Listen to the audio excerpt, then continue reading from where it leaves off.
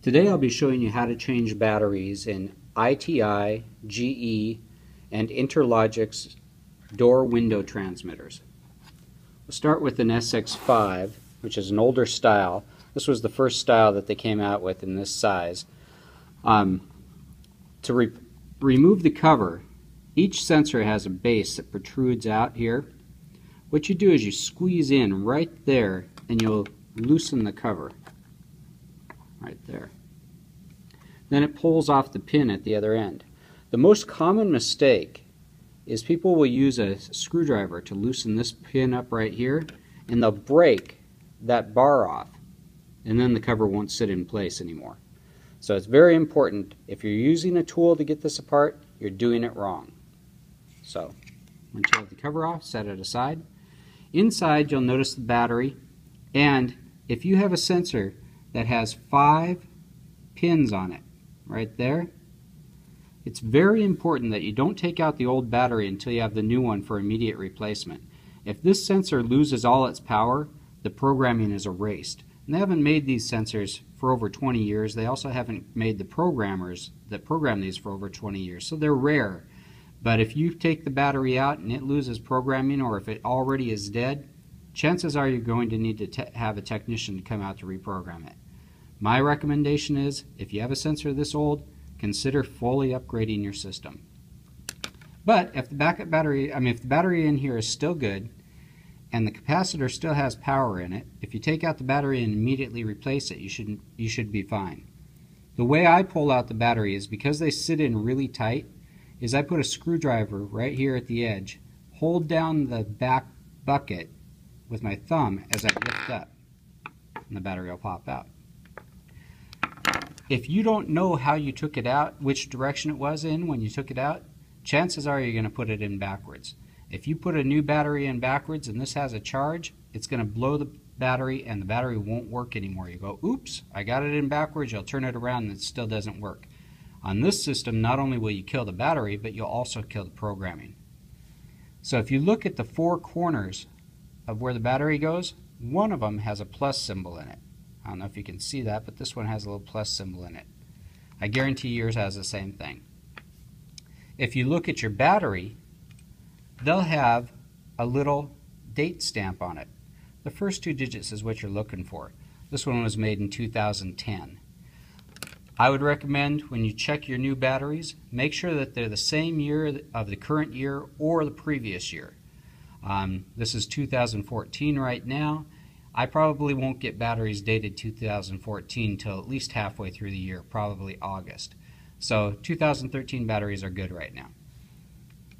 Go ahead and put the negative side in first, snap it in, making sure that the date is showing the right way so you know that you have the new battery in. Plus and minus symbol is on the battery, so you can see those. Also, be very careful when you're pulling the battery in and out. I'm going to take this all the way off to show you. This battery bucket is soldered in with 2 solder joints. That's the only thing holding this together. If you pull this up too hard, oftentimes that solder joint will break right there. So go ahead and put that back in. Put those 2 pins in place right there and there. Snap it into place right there. Also, you have to get the cover back on, because if the cover is not on, nothing is holding down this little tamper switch. This pin inside here presses down on that tamper switch, and it'll always say it's open until you've replaced the cover. So you put the slot in on this side and squeeze it down until it snaps in place on the other side. The next one is a learn mode sensor. Opens the same way. They can come in white and brown, all 3 can. You just squeeze in right there again. You release that side, lift it off the pin on the other side. Now, they've made at least 3 styles of these. This one right here has a battery in with the positive down here. There's another style that looks just like this with the positives up here. And then there's a third style that has the battery sitting all the way down here with the positive down here. Whichever one you get, make sure you're looking for that little positive symbol embedded into one of the corners. Again, don't put the battery in backwards. That'll blow the programming. On both these sensors, I do recommend the Saft brand battery. Saft LS14250. It's a 3.6 volt lithium battery. They'll last longer than most other brands. Again, make sure you have positive and negative going the right way. Otherwise, if this capacitor still has power, you could blow the battery completely. Snap in the negative side, push it in. You got the positive and negative there, and you got the date showing out. Cover pin back in on one side, snap it closed on the other. The most recent version is slightly different in size. If you take the cover off and match it up against the cover from one of these other sensors, see how it's a little bit taller, just slightly taller than the other one. It's because it has a larger battery. If you try to put the old sensor cover on the new sensor, it won't go closed.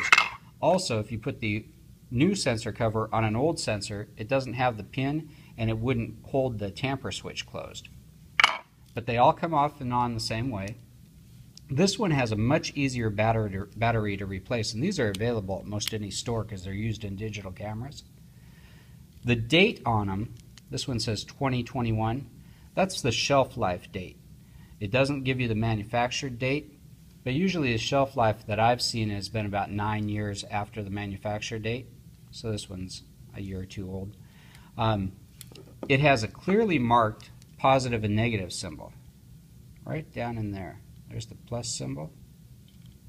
There's the negative symbol right down in there. Battery snaps right in. These will not lose their programming. One thing you have to be careful of is don't lose this tamper spring though. The cover holds this closed, and if the cover's not on, that spring's not closed, it's always going to say that the sensor is tampered and the system won't work properly. So you want to make sure you don't lose this. What it does is it sits in a groove right there on the pin. I don't know if you can see that, but right there's a little groove in the pin. So you can try pushing the spring down till it pops in place, or you can use a small flat tip and just slide it down till it snaps in place, and that way you won't lose that spring. You also want to make sure that you don't lose this. Where this is mounted on these pins determines how it's looking for contacts. So there's a contact right here. You can put a magnet next to it. This pin being here uses that contact.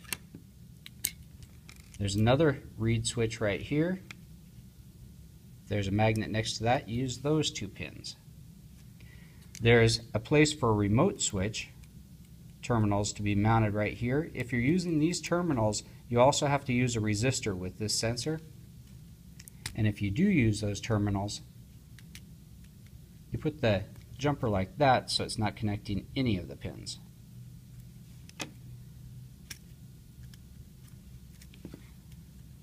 Again, I'll snap this in place onto the back bracket.